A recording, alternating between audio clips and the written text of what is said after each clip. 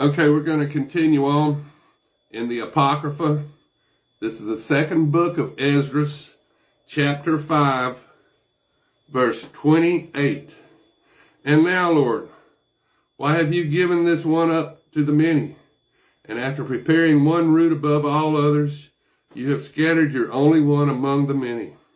And those who oppress your promises have trampled on those who believe your agreements. For if you really hate your people, it ought to be punished with your own hands.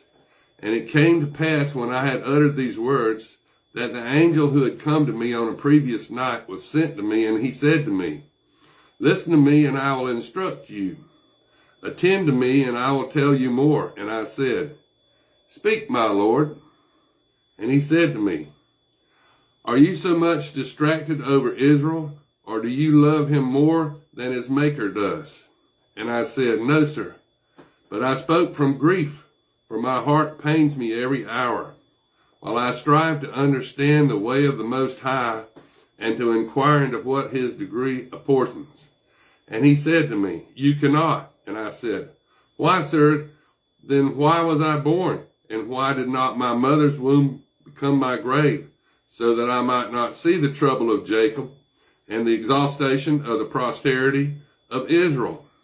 And he said to me, Count up for me those that have not yet come, and gather the scattered raindrops for me, and make the withered flowers green again for me, and open the closed chambers for me, and bring out for me the winds that shut up in them, and show me the picture of a voice.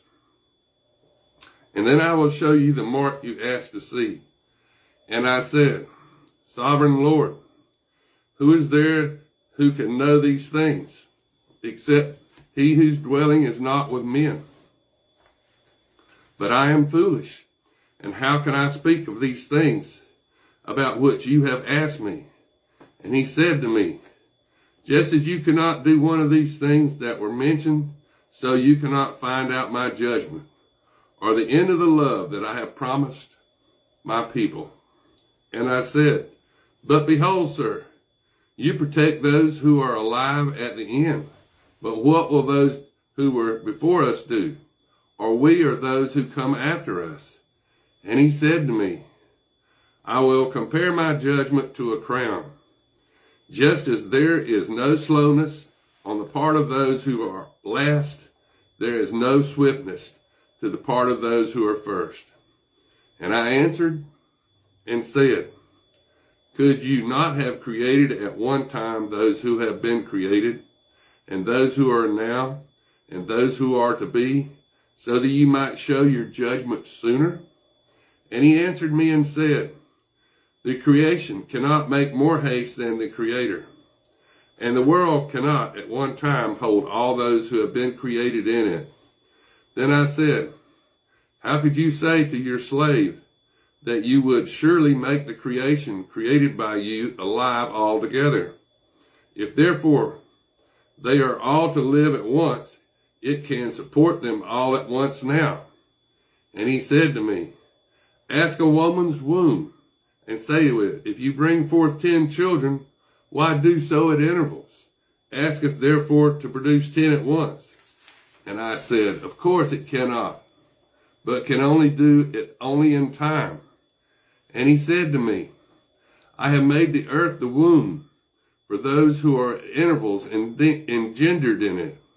For just as an infant cannot bear, or as one who is old cannot do it anymore, so I have organized the world that I created.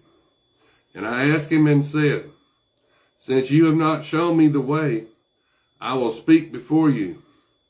For is our mother, of whom you have told me, still young, or is she now approaching old age? And he answered me and said, Ask a woman who bears children, and she will tell you. For if you say to her, Why are those whom you have borne lately not likely those whom you bore before, but smaller in stature? She herself will tell you, Those who were born in the vigor of youth are of one kind, and those who were born in old age when the womb was failing are of another. So you must consider that you are smaller in stature than those who were before you, and those who come after you will be smaller than you. For the creation is already growing old, as it were, and past the strength of youth. And I said, I beseech you, sir, if I have found favor in your sight, show your slave by whom you will visit your creation.